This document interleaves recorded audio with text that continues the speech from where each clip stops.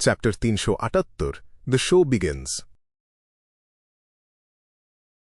মাথায় একটা কালো মুকুট আর গায়ে একটা শক্ত বর্ম জড়িয়ে ক্লাইন দরজার সামনে দাঁড়াল।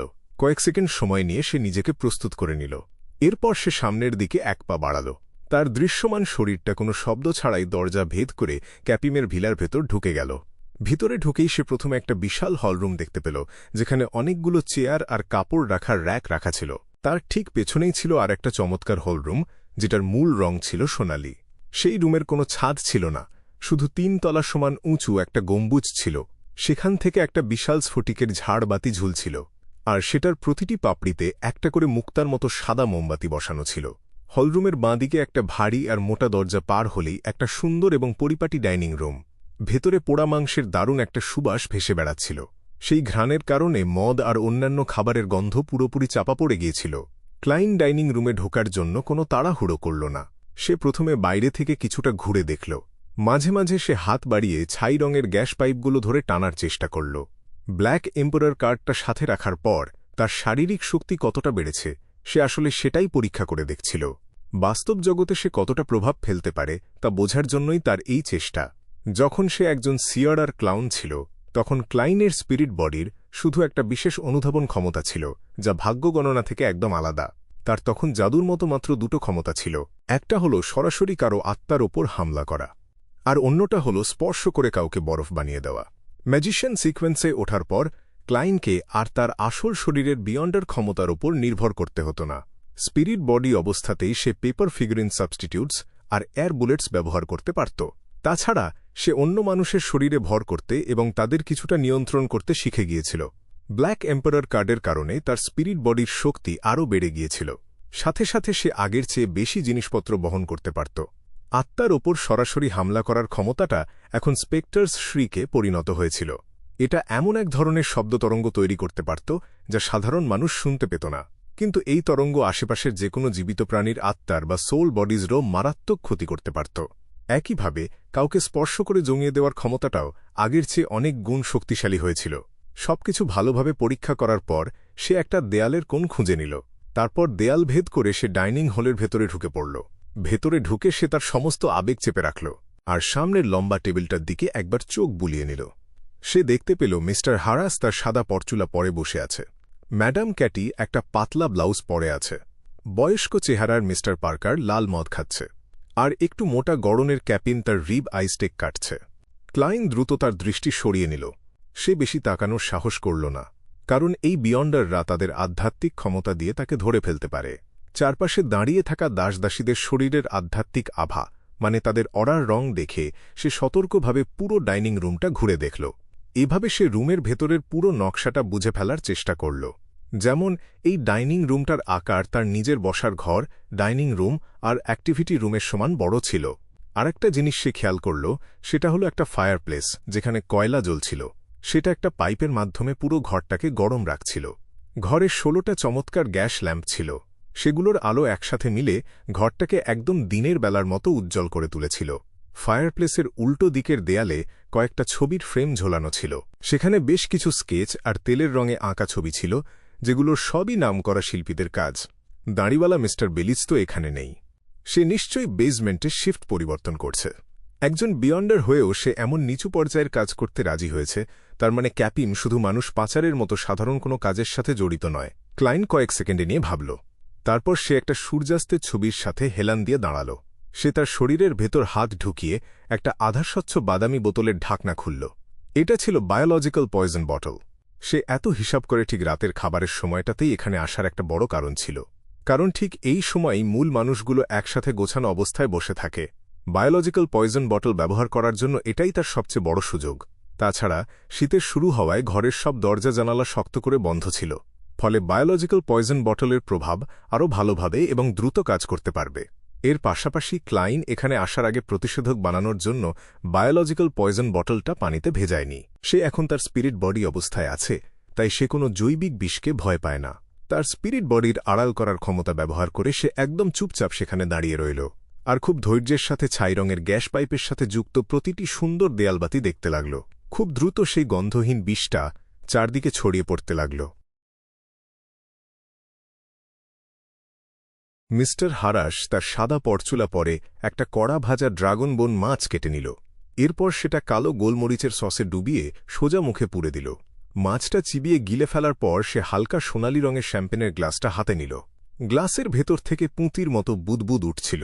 খুব ফুরফুরে মেজাজে সে সেখান থেকে এক চুমুক পান করল। আজ সন্ধ্যায় তার জন্য যে চমৎকার বিনোদনের ব্যবস্থা করা হয়েছে সে কিছুতেই সেই চিন্তা মাথা থেকে সরাতে পারছিল না। একটা জেদি মেয়েকে নিজের বশে আনার সেই আনন্দ তাকে রোমাঞ্চিত করছিল। এই চিন্তার কারণে তার খাওয়ার রুচি কমে গেল। সে খাবারের দিকে মনোযোগ ধরে রাখতে পারছিল না। ম্যাডাম ক্যাটি তার রোস্ট করা মুরগিটা কাটার জন্য কোনো কাজের লোকের সাহায্য নিল না। সে মাথা নিচু করে ছুরি আর কাঁটা চামচ দিয়ে খুব নিখুঁতভাবে মুরগিটাকে টুকরো করতে লাগল। তার কাজটা দেখে মনে হচ্ছিল সে যেন কোনো প্রাণীর ব্যবচ্ছেদ করছে। খুব দ্রুত সে মুরগিটাকে কয়েকটা টুকরো করে ফেলল। সবগুলো টুকরো দেখতে প্রায় একই আকারের ছিল। মিস্টার পার্কার লাল মদ আর রান্না করা ভেড়ার মাংস খেতে খেতে মাঝে মাঝে ক্যাপিমের সাথে গল্প করছিল। ক্যাপিম টেবিলের একেবারে মাথায় বসেছিল। তাকে এমন একজন অতিথি হিসেবে ধরা হচ্ছিল যে তার সম্মানের কোনো ক্ষতি করেনি। রাতের খাওয়া দাওয়া খুব সুন্দরভাবে এগোতে লাগল। অবশেষে ক্যাপিম তার গরুর মাংসের শেষ টুকরোটা মুখে নিল। সে 3 বিয়ন্ডারের দিকে তাকিয়ে হেসে বলল, মিস্টার হারাস, ম্যাডাম ক্যাটি আর মিস্টার পার্কার, আজকের রাতের ডেজার্টগুলো লা বোরেগার প্রধান শেফ তৈরি করেছে। 3 ধরনের ডেজার্ট আছে: fruit caramel pudding, cream short cake আর গাজরের কেক। মিস্টার হারাস, যে সবসময় একটু গম্ভীর থাকে, সে হালকা করে মাথা নাড়াল। আমরা এই দেশের মানুষেরা ডেজার্ট খুব পছন্দ করি। তার এই কথা শেষ হতেই সে দেখতে পেল ক্যাপিম হাত তুলে নিজের গালে চুলকাচ্ছে। একবার চুলকানোর পর সে আবারও চুলকাল। একটু চুলকাচ্ছে। ক্যাপিম একটু লজ্জিত ভঙ্গিতে হেসে বলল। কথা শেষ করার আগেই সে আর একবার খুব জোরে চুলকে ফেলল। আর তাতে তার মুখে স্পষ্ট একটা রক্তের দাগ বসে গেল। রক্তের দাগটা খুব দ্রুত ফুলে উঠতে লাগল। আর তার গায়ের চামড়াটা কেমন যেন স্বচ্ছ হয়ে গেল। ভিতরে হলদে রঙের পুঁজ পরিষ্কার দেখা যাচ্ছিল। সত্যি একটু বেশি চুলকাচ্ছে। ক্যাপিম আবারও হাসার চেষ্টা করল। সে আগের জায়গাটায় আবার চুলকাতে শুরু করল। কিন্তু এবার একটু বেশি জোর দেওয়ায় সেই ফুলে ওঠা স্বচ্ছ চামড়াটা ফেটে গেল। আর সেখান থেকে বমি আসার মতো একটা দুর্গন্ধ নিয়ে পুঁজ ছিটকে বের হয়ে আসল। মিস্টার হারাস চোখ ছোট ছোট করে তড়িঘড়ি করে উঠে দাঁড়াল। সে খুব সতর্কভাবে চারপাশে তাকাতে লাগল। হা হা হা হা হা হা হা। ঠিক সেই মুহূর্তে সে একটা খুব বিকট আর অট্টহাসির শব্দ শুনতে পেল। মুহূর্তেই তার শরীর শক্ত হয়ে গেল। সে দেখতে পেল একজন পুরুষ আর একজন নারী পরিচারক পেট চেপে ধরে খুব জোরে জোরে হাসছে। তারা এত বেশি হাসছিল যে তাদের পিঠ সোজা করতে পারছিল না। হাসতে হাসতে তাদের চোখ দিয়ে পানি বেরিয়ে আসল। তাদের সেই বিকট হাসির কারণে পুরো রুমটা একদম নিস্তব্ধ হয়ে গেল। একজনের দেখাদেখি অন্যরাও আক্রান্ত হতে শুরু করল। বাকি পরিচারকরা কেউ কেউ জ্ঞান হারিয়ে ফেলল, আবার কেউ কেউ অনবরত হলুদ সবুজ রঙের তরল বমি করতে লাগল। তাদের মধ্যে কেউই বাদ গেল না। ধড়াম! ম্যাডাম ক্যাটি ডাইনিং টেবিলটা উল্টে দিল। টেবিলের সোনার প্রলেপ দেওয়া চামচ কাঁটা, বেঁচে যাওয়া খাবার আর মদ ছিটকে মেঝেতে পড়ে গেল। তার এক হাতে একটা রিভলভার আর অন্য হাতে একটা নরম কালো চাবুক ছিল। মিস্টার পার্কারও উঠে দাঁড়াল, কিন্তু তাকে দেখে মনে হচ্ছিল সে যেন ঘোরের মধ্যে আছে। ক্যাপিম ক্রমাগত চুলকাতে চুলকাতে নিজের গায়ের কয়েক টুকরো মাংস ছিঁড়ে ফেলল। যন্ত্রণায় সে করুণভাবে সাহায্য চেয়ে চিৎকার করছিল। আর পার্কার সেই দৃশ্যটাই শুধু অবাক হয়ে দেখছিল। কোনো এক অদ্ভুত কারণে তার মনে হচ্ছিল ক্যাপিমের এই কুৎসিত আর জঘন্য চেহারাটা দেখতে বেশ ভালোই লাগছে। ঠিক সেই সময় মিস্টার হারাস বুঝতে পারল যে তার শ্বাস নিতে একটু কষ্ট হচ্ছে। সে সাথে সাথেই আন্দাজ করল এই রুমটা নিশ্চয়ই বিষাক্ত গ্যাসে ভরে গেছে। সে গর্জে উঠে বলল, সবাই শ্বাস আটকে রাখো। পার্কার, দরজাটা খোলো। ক্যাটি, আমার সাথে এসো। যে অনুপ্রবেশ করেছে তাকে খুঁজে বের করতে হবে। এই পরিস্থিতিতে মিস্টার হারাস মনে মনে ঈশ্বরকে ধন্যবাদ দিল। ক্যাপিমের সাথে রাতের খাবার খাওয়ার কারণে চারপাশে বেশ কয়েকজন কাজের লোক ছিল, যা আসলে তাদের উপকারে এসেছে। বিষ সহ্য করার ক্ষমতা সাধারণ মানুষের চেয়ে বিয়ন্ডারদের অনেক বেশি। সাধারণ মানুষদের মাঝে আগেই বিষের লক্ষণগুলো দেখা দিয়েছিল। ফলে বিষটা তাদের শরীরের খুব গভীরে পৌঁছানোর আগেই তারা বুঝতে পেরেছিল যে কোথাও কোনো গণ্ডগোল হয়েছে। আমাদের মধ্যে পার্কারের সিকোয়েন্স সবচেয়ে কম, তাই তার অবস্থাই সবচেয়ে বেশি খারাপ হওয়ার কথা। মিস্টার হারাসের মাথায় হুট করে এই চিন্তাটা আসল। ক্যাচ! ডাইনিং রুমের বাতাস যাতে আটকে না থাকে, সেজন্য পার্কার যখন দরজাটা খুলল তখন মিস্টার হারাস তার স্পিরিট ভিশন ব্যবহার করল। সে দেখতে পেল একটা ছায়ার মতো অস্পষ্ট মূর্তি খুব চুপচাপ চারপাশে ঘোরাফেরা করছে। সেই মূর্তির গায়ে একটা মোটা আর ভয়ঙ্কর কালো বর্ম ছিল, আর তার মাথায় ছিল নিকষ কালো রঙের একটা মুকুট। তার মুখটাও একই রঙের একটা মুখোশ দিয়ে ঢাকা ছিল। সব মিলিয়ে তাকে দেখতে একদম প্রেত জগতের কোনো রাজার মতো লাগছিল। সে আর কেউ নয়, স্বয়ং ক্লাইন ছিল। সাধারণ মানুষ যেই কালো মূর্তিটাকে দেখতে পায় না, মিস্টার হারাস তার ডান হাত তুলে সেই মূর্তির দিকে ইশারা করল।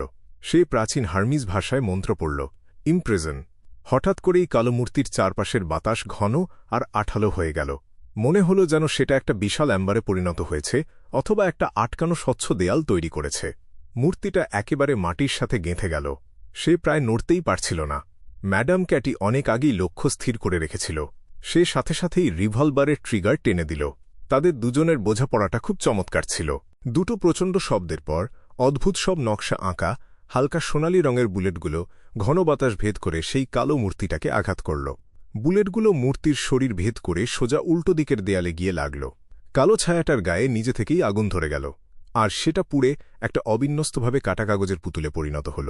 ফ্যাকাশে সোনালি আগুনের ভেতর সেই কাগজের পুতুলটা খুব দ্রুত পুড়ে ছাই হয়ে গেল। পপ।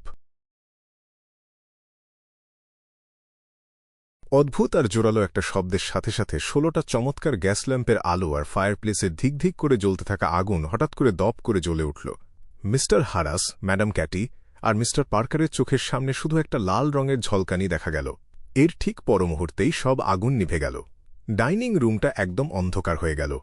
শুধু জানালার বাইরে থাকা মানুষের সমান উঁচু ল্যাম্পপোস্টের আলো আর মেঘের ফাঁক গলে আসা গাঢ়লাল চাঁদের আলোতেই রুমটা কিছুটা আলোকিত হচ্ছিল।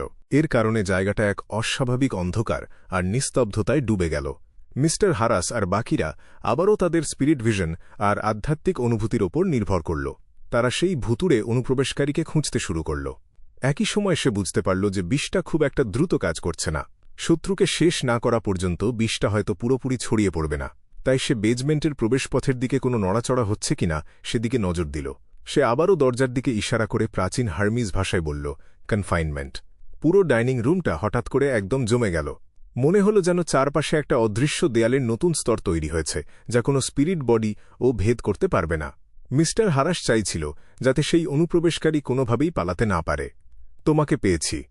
এক হাতে রিভলভার আর অন্য হাতে চাবুক ধরে থাকা অবস্থায় ম্যাডাম ক্যাটি বাতাসে ভাসতে থাকা একটা কালো মূর্তি দেখতে পেল। তার চোখে একটা অদ্ভুত আলো জ্বলে উঠল, কিন্তু সে আক্রমণ করার আগেই তার মাথাটা ভোঁ ভোঁ করে উঠল। মনে হল যেন কেউ কাঠের লাঠি দিয়ে তার মাথায় খুব জোরে আঘাত করেছে। তার মনে হল সে যেন বর্ণনাতীত কোনো এক আর্তনাদ শুনতে পেয়েছে। তার নাকের ডগা থেকে কয়েক ফোঁটা আঠালো রক্ত ধীরে ধীরে গড়িয়ে পড়ল। মিস্টার হারাস শুধু সামান্য একটু মাথা ঘোরা অনুভব করল, তবে তার শ্বাসকষ্টের সমস্যাটা আগের চেয়ে একটু বেড়ে গেল। তাদের মধ্যে সবচেয়ে দুর্বল ছিল মিস্টার পার্কার। সে চোখে সর্ষে ফুল দেখছিল আর তার পায়ের ভারসাম্য নষ্ট হয়ে যাচ্ছিল। হঠাৎ করে কেউ একজন মিস্টার পার্কারের কাঁধে হাত রাখল। একটা তীব্র ঠান্ডা আর বিষণ্ণ অনুভূতি তাকে গ্রাস করে নিল। সে সাথে সাথেই জায়গার ওপর জমে গেল।